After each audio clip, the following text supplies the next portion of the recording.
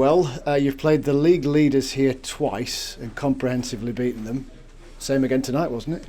Yeah, it was. It was a good performance, probably as dominant as you can get. Yeah, I just said to players in there, and this is a personal thing, and I like the games with an edge. I like the games with, and it was that dominant that it didn't have that, and that's a credit probably to every player who entered the pitch, whether that's the starters, the boys who came off the bench. So from that aspect, yeah, probably everyone at the club, all the analysts, sports science, everyone, the preparation, everyone did the part and got it right. It's early days, of course, but how pleasing is it that given all the work that's gone into McBurney this summer has now borne a bit of fruit? Yeah, listen, that's our job. It's Ollie. It's nothing to do with us. We work that hard with every player, I'm pleased for him. He's worked hard, bought into everything, as he did last year. But he had some real bad luck last year, and when he got caught today, I thought, oh no, you know what I mean? There was, because I felt for it, but it's just a kick, so he's fine. But it's not us. It's Ollie. He's bought into it. He's working hard. Just the rest of the boys, you see Rian and Rita when they came on, and they probably added even more energy at that moment in time once Illiman and Ollie were flagging. So yeah, it'll be a group. It'll be all of them, and so long as they're all working hard, then we'll be happy. Brewster didn't have a particularly significant chance today. He's just the one that, by some hook or by crook, needs to find that goal now. Well, I hoped one had dropped for him, when we got in, and how it didn't, I never know. And yeah, you have those things, but he knows what we think of him. He's a terrific kid. His personality is great, and it's really infectious and rubs off on the rest of the players. And he's chomping at the bit to play, as you can see today. Work rate great, and again, we've got no worries about that. About us getting him the minutes on the pitch and him getting the minutes on the pitch, and chance will drop to him. Ahmed Hodzic again obviously will take some of the headlines because he scored twice. Why? Because good players move all the time, don't they? But why do you think he's been able to fit in quite so quickly? Because we knew what we were getting. We watched him from, I think, got flagged up to me in the end of November. Quickly when end of November, beginning of December, you're looking already at the window, and we knew the positions we needed. And for me, like I said, from the club's point of view, with those positions, we had loan players, and it's like, well, we need to recruit one of our own in the back three, because of the age profile of the players that we had.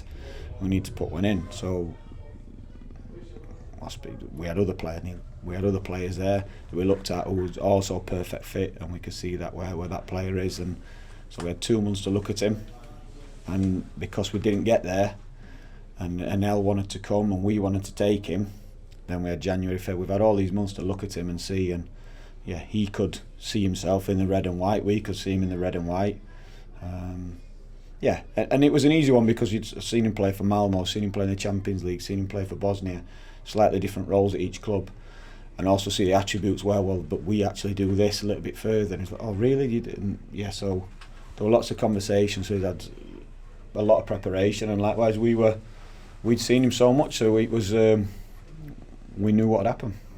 How important is it that, even when you're spending a lot of money on a player, they're not the type of player that thinks they've made it in every kind of walk of their game, every aspect of their game? No, but again, you hear me say it all the time. There's some big clubs in for an L, and probably even bigger than in the summer showing interest. So he's not here for the money or even the league. He's here for the club and the shirt, and wants to achieve something. And also, I think the other thing is he wants to improve, and he saw it as an opportunity to be pushed, to develop, and hopefully achieve with us. If not, we'll get him in a better place. So yeah, we knew what character we were getting. We don't, you hear me say all the time, we don't lie to anyone or pretend something's better than it is just to get someone signed, because it won't be a success. So he bought into it before he came. How pleased are you that Tommy Doyle has hit the ground running? Yeah, he's had to be patient, hasn't he? He's had, I think when he first came, it was an eye opener, but he was another one. He wanted to come, he was determined, but I think it was an eye opener when he first came. The quality, sort of how we train, what we asked him to do, and he was just getting there. And then he suffered that injury, and he missed all pre-season. So he's had to be patient, and we've had to be patient with him. But even this now, it'd be big. That's a big jump for him in terms of what he's been, because he's missed all the pre-season games. So yeah, we're going to have to look at him closer now. TikTok, with regard now towards the close of the window, just in your words, what's the state of play with ins and outs? I hope nothing. We're happy, like I said, I've said it before, we're happy. I want a quiet day tomorrow, quiet day Thursday, and then start preparing again for Hull on the Friday morning. So yeah, that's what I want. The speculation has been quite fervent, hasn't it, regarding any kind of offer for Sander Berge, and of course Liverpool's names got mentioned in the last few days. Has beyond the Bruges circumstance earlier in the summer, has anything happened? No, nothing. Everyone sees all the speculation, and where it comes from we don't know. I'll never know, but until I've been honest, you know the bids that came in, but the rest's all speculation. That's not to say there's nothing, you know what I mean, but there's been nothing.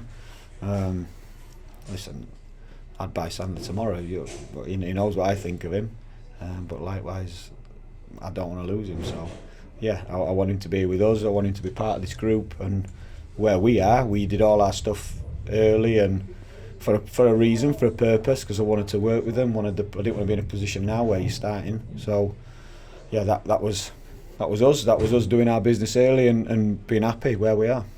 Are you kind of definitely not working on any kind of incoming, even in the kind of what if scenario? No. Well, listen, we have to be prepared. If someone tells me, look, so and so's coming for so and so, yeah. But anything now this late, it's madness. Everyone says it. Honestly, it is. And the thing is, the closer you get to the window, you could have a list of 3 or 4 for every position, just in case he goes, But that means nothing this time in the window. Like days left, hours left. Yeah, it'd be so tough to get something done. That's obviously, you're obviously getting the point that I'm referencing sort of senior first team players. What about some of the ones that maybe aren't quite so senior? Might we see a Sula leave and Gordon leave? There's been a bit of talk about them dropping down and away for a bit. Listen, we've got things hopefully for them. Certainly, there's been a lot of interest. However, we have to make sure we look after ourselves first, and I think probably it's twofold. I would love to get Will minutes, and then you're thinking, right, what's best for the club? Is it here because we need the bodies? While we got last year. But likewise, is the best thing for the club to get him out and get him minutes, because you never know what type of player you're getting back then, in his progression. So, yeah, we have these discussions regularly. It'll be our decision, but we're in a position where we could do things, yeah.